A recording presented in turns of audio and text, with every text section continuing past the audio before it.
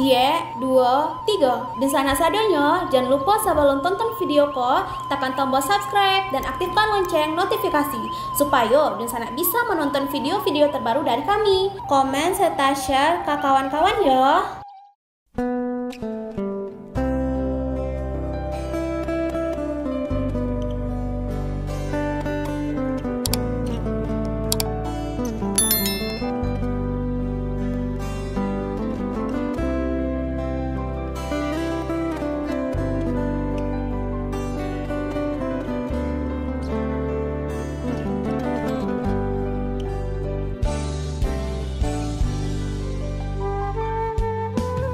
Halo Dunsanak kabar rantau, kali ini kita akan membahas tentang ingin berwisata ke Sumatera Barat? Kenali dulu 7 tradisi unik ini. Yuk ditonton videonya sampai selesai dan sebelum itu jangan lupa untuk subscribe, like, komen, dan aktifkan notifikasi agar Dunsanak tidak ketinggalan dengan video-video terbaru kami.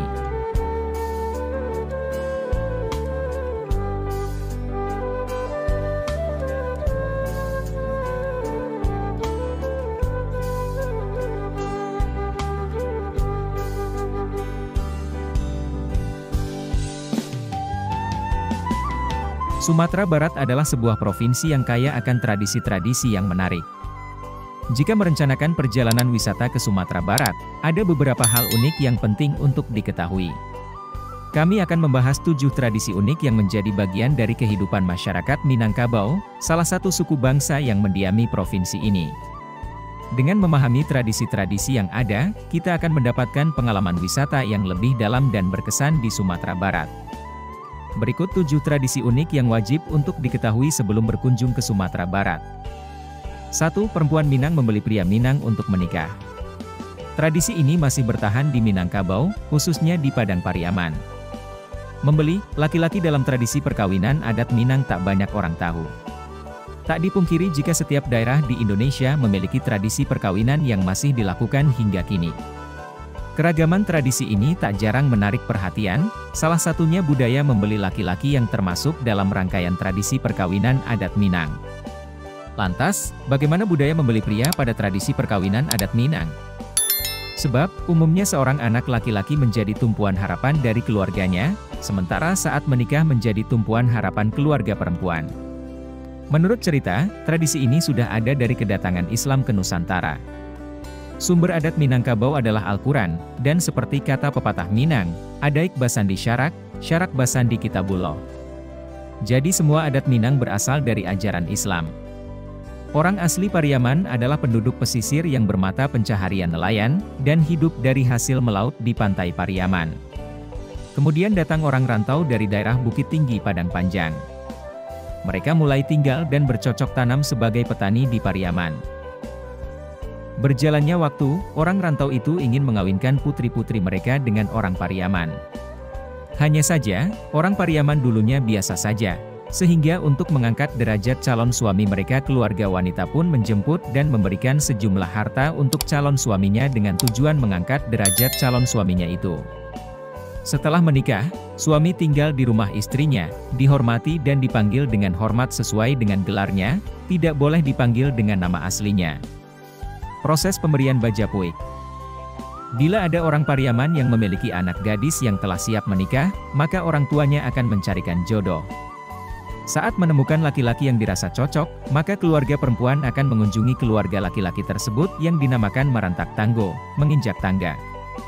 Acara ini dimaksudkan sebagai tahap awal seorang wanita mengenal calon suaminya. Bila dirasa cocok, keluarga kedua belah pihak akan berunding dan melaksanakan acara memendekkan hetongan. Yakni, keluarga perempuan akan bertandang kembali ke rumah calon mempelai laki-laki, marapulai, dan bermusyawarah. Namun, sebelum memendekkan hetongan, orang tua anak daro akan menyampaikan maksud mereka kepada Mamak Tungganai, paman anak daro dari pihak ibu yang paling tua. Umumnya Mamak akan bertanya pada calon anak daro, terkait kesiapan menikah. Sebab, biaya baralek, pesta, beserta isinya termasuk uang japuik akan disiapkan oleh keluarga wanita. Bila keluarganya termasuk sederhana, maka anggota keluarga akan mempertimbangkan menjual harta pusako untuk membiayai pernikahan. Dalam acara memendekkan hetongan, kedua belah pihak membicarakan tentang besarnya uang japuik dan berbagai persyaratan lainnya. Acara kemudian dilanjutkan dengan batimbang tando, meminang. Pada hari itu keluarga perempuan akan datang ke rumah laki-laki dengan membawa berbagai macam persyaratan yang telah dibicarakan sebelumnya. Dalam acara ini calon mempelai laki-laki dan perempuan menerima tanda bahwa keduanya akan menikah. Bila memandekan hitungan sudah selesai, pembicaraan akan meningkat terkait masalah uang japuik, mahar, dan hari pernikahan, baralek. Setelah itu, dilanjutkan dengan pepatah petitih yang diwakili oleh Kapalomudo anak daro, pengantin perempuan, dan Kapalomudo marapulai, pengantin laki-laki. Kapalomudo merupakan orang-orang yang mengerti tentang pepatah Minang. Jalannya acara perkawinan bergantung dari percakapan Kapalomudo ini. Selanjutnya, acara menetapkan uang jemputan dan uang hilang. Jika marapulai adalah orang keturunan bangsawan atau mempunyai gelar, maka nilai japuiknya akan tinggi. Selain itu, nilai uang japuik juga ditentukan oleh tingkat pendidikan, pekerjaan dan jabatan marapulai. Besar uang japuik ditentukan dalam uang rupiah yang nilainya sama dengan 30 ameh, emas, di mana 1 ameh setara dengan 2,5 gram emas. Semakin tinggi nilai uang japuik yang diberikan, maka menunjukkan semakin tinggi status sosial marapulai. Setelah uang japuik diberikan, acara selanjutnya adalah acara alek randam, persiapan, dan malam bainai. Setelah semua persiapan usai, maka pada hari yang telah ditentukan keluarga anak daro yang terdiri dari mamak, ayah, kakak laki-laki akan menjemput pengantin laki-laki, marapulai, di rumahnya dengan membawa pakaian pengantin serta persyaratan termasuk uang japuik. Di rumah marapulai, keluarga marapulai telah menunggu. Mamak dari anak daro akan membuka percakapan dan diakhiri dengan membawa marapulai, sedangkan uang japuik akan diserahkan kepada ibu marapulai.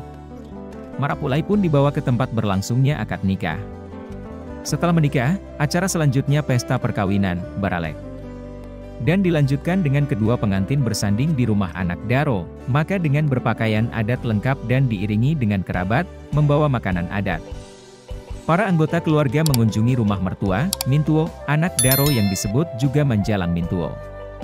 Nah, pada momen ini uang japuik akan dikembalikan dalam bentuk perhiasan kepada anak daro yang terkadang jumlahnya dilebihkan oleh ibu marapulai.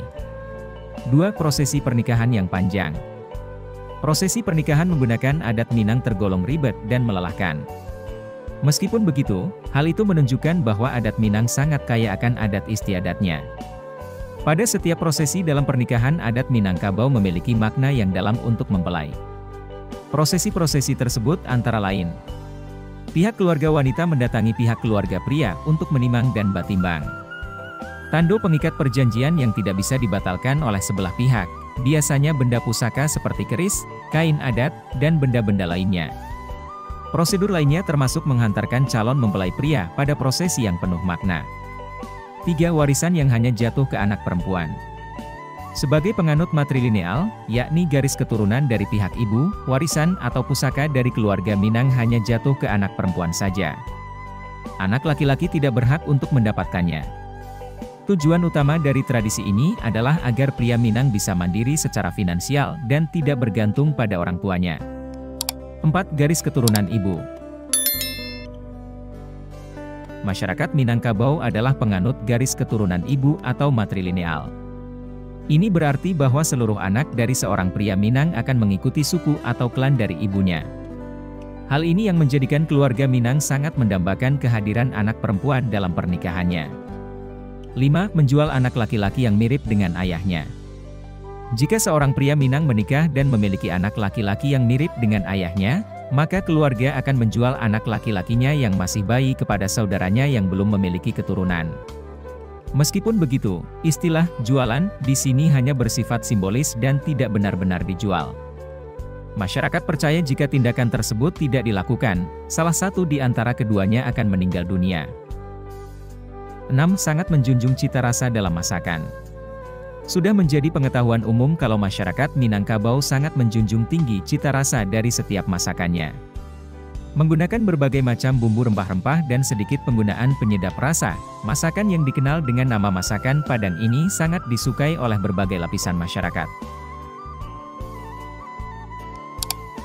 7. Falsafah hidup dan pepatah Minang.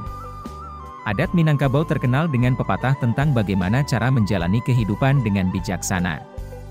Banyak pepatah Minang menyimpan nilai-nilai berharga tentang kebijaksanaan, keadilan, persahabatan, dan kehati-hatian dalam berbicara. Inilah 7 keunikan dari adat Minang yang jarang diketahui banyak orang. Tradisi-tradisi ini tidak hanya mencerminkan kekayaan budaya Minangkabau, tetapi juga mengajarkan banyak hal tentang hidup dan nilai-nilai yang perlu dijunjung tinggi dalam kehidupan sehari-hari.